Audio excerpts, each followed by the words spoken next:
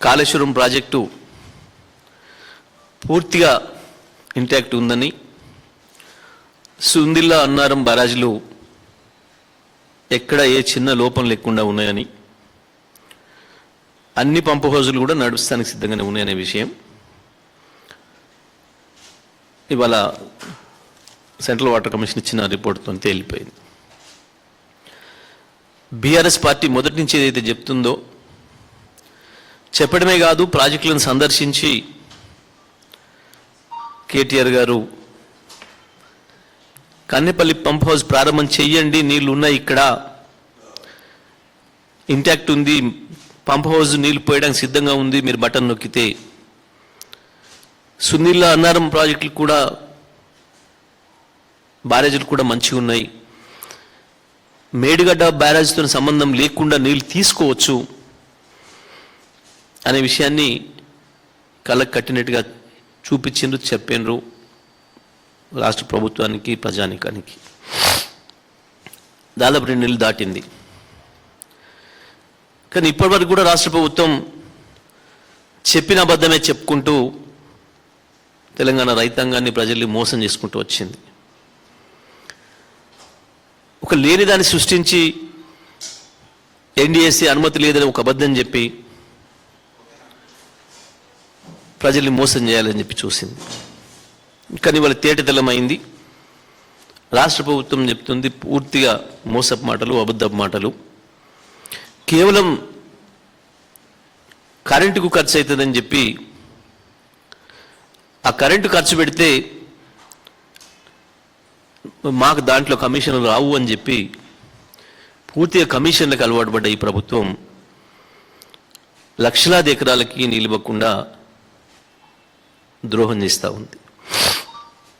మనకు వైపు నాగార్జున సాగర్ పైన, కృష్ణానది పైన ఇంకా మరింత ద్రోహం కళ్ళకు కట్టినట్టు కనబడుతూ ఉంది కాంగ్రెస్ పార్టీ ప్రభుత్వం అనేది. స్వయంగా నేను పోతిరెడ్డిపాడికి పోయి చూపించి మరీ వచ్చిన. ఇగో దాదాపు 30-40 వేల క్యూసెక్ల నీళ్లు పోతున్నాయి, కేవలం 8,000 క్యూసెక్లు అని చెప్తున్న మాట అబద్ధం. అది కేవలం ఎన్టీ రామారావు మొదలు దవ్విన తెలుగు గంగ స్లూస్తో మాత్రమే 8,000 పోతున్నాయి. దాని పక్కన అదనంగా ఆ కాలంలోనే తవ్విన ఇంకొక కాలువ కావచ్చు, ఇక దాని పక్కన రాజశేఖర రెడ్డి పెట్టిన పొక్క, పోతిరెడ్డిపాడు పొక్క కావచ్చు, అంతు లేకుండా నీళ్ళని తీసుకుపోతుంది, కృష్ణాను మొత్తం మలుపుకపోతుంది అని చెప్పింది కళ్ళకు కనపడ్డది. ఇప్పటి వరకు రాష్ట్ర ప్రభుత్వం ఉలుకు లేదు, పలుకు లేదు, కనీసం దానిపైన అభ్యంతరం కూడా వ్యక్తం చేయలేదు. కేఆర్ఎంబీకి కనీసం ఒక లేఖ లేదు, ఆంధ్రప్రదేశ్ ప్రభుత్వానికి ఒక లేఖ కూడా రాయలేదు. ఎందుకు అంటే మీరు తీసుకుపోవాల్సింది వరద జలాలు.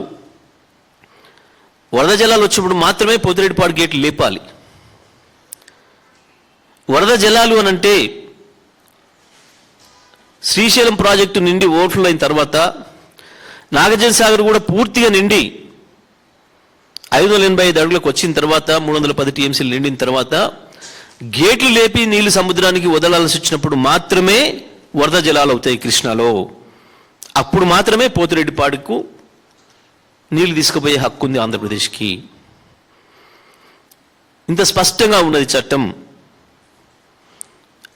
అయినప్పటికీ కూడా అవి లెక్క పెట్టకుండా దుర్మార్గంగా ఆంధ్రప్రదేశ్ ప్రభుత్వం ఇప్పటికీ 140 టీఎంసీల నీళ్ళని తీసుకపోయింది.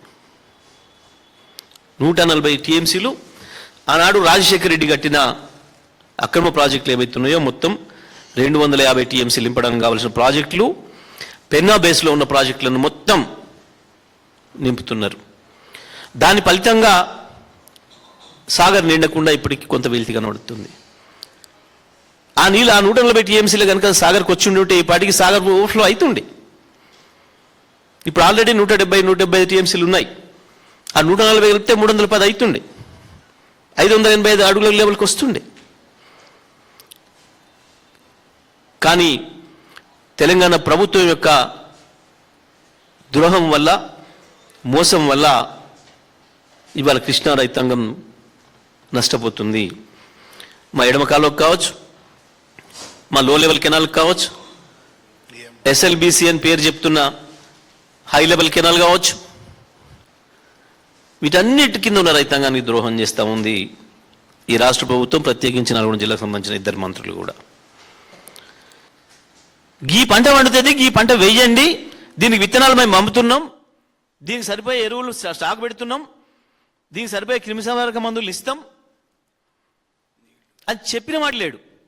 అన్నిటికీ మించి ఆ ఆరుతడి పంట పెట్టాలన్నా సరే గింజ మొలకెత్తాలంటే నీళ్లు కావాలి. ఏ గింజ అయినా ఏ గింజ మొలకెత్తాలన్నా నీళ్ళు కావాలి. ఆ నీళ్ళు ఏందో ఇస్తామని చెప్పండి. ఎక్కడి నుంచి ఇస్తారు, ఏది ఇస్తారు, ప్రాజెక్టుల కింద ఉన్న వాటికి ఎట్లా ఇస్తారు, లిఫ్ట్ల కింద ఉన్న వాటికి ఎట్లా ఇస్తారు, ఎన్ని రోజులకు ఒకసారి ఇస్తారు. రైతు తన కర్మానుసారం తను పెట్టుకుంటాడు ఏ పంట పెట్టాలనో. కనీసం నీళ్ళకి ఇది ఇస్తాం, గీ స్పెల్లో ఇస్తాం, గీ లిఫ్ట్ కింద గిన్ని నీళ్ళు ఉన్నాయి, గీ ప్రాజెక్ట్ కింద గిన్ని నీళ్ళు ఉన్నాయి, ఇగో ఇన్ని తళ్ళు ఇస్తాం. పలానా మహబూబ్నగర్ జిల్లాలో ఈ లిఫ్ట్ల కింద వారం ఇస్తాం, ఈ వారంలో ఇస్తాం, ఈ వారం బంద్ పెడతాం, వారబందీలు పెడతాం. నల్గొండ జిల్లాలో హై లెవెల్ కింద ఏమిస్తాం, లో లెవెల్ కింద ఏమిస్తారు, నాగార్జున సాగర్ ఎడమకాలు కింద ఏమిస్తారు, ఎన్నిసార్లు ఇస్తారు. వరంగల్ జిల్లాలో ఏమేయమంటారు, నా కరీంనగర్లో ఏమంటారు, నా నిజామాబాద్లో ఏమేయమంటారు, మెదక్లో ఏమేయమంటారు, రంగారెడ్డిలో ఏమంటే చెప్పండి. కానీ ఎక్కడ కూడా ఇప్పటి వరకు గ్రామ స్థాయి నుంచి వెళ్ళి రాష్ట్ర స్థాయి వరకు పెట్టిన ఏ ఒక్క రివ్యూలలో కానీ రైతులు సమావేశాలలో కానీ ఒక్కడు కూడా ఇప్పుడు ఒకరి నోటితో ఈ మాట చెప్పలే ఇప్పటి వరకు. ఈ పంట గిన్ని నీళ్లు, దీనికి ఇన్ని తళ్ళ అవసరం ఉంటుంది, మేము ఇవ్వడానికి రెడీగా ఉన్నాం, దీని విత్తనాలు నేను చెప్పిన వాడు లేడు ఇప్పటి వరకు. ఇంత నిర్లక్ష్యంగా, ఇంత నిస్సిగ్గుగా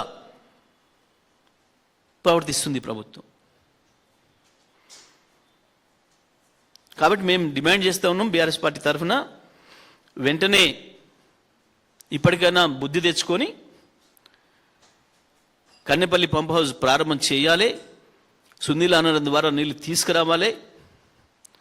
మొత్తం నిజామాబాదు జిల్లాతో సహా ఎస్ఆర్ఎస్పితో సహా మెదకు, కరీంనగరు, వరంగల్, నల్గొండ జిల్లాలు, ఉమ్మడి నల్గొండ జిల్లాలు, నేను చెప్పిన కూడా ఉమ్మడి జిల్లాలు, మొత్తం ఉమ్మడి జిల్లాలలో బ్రహ్మాండంగా పంటలు పండించుకోవడానికి బ్రహ్మాండమైన అవకాశం ఉంది.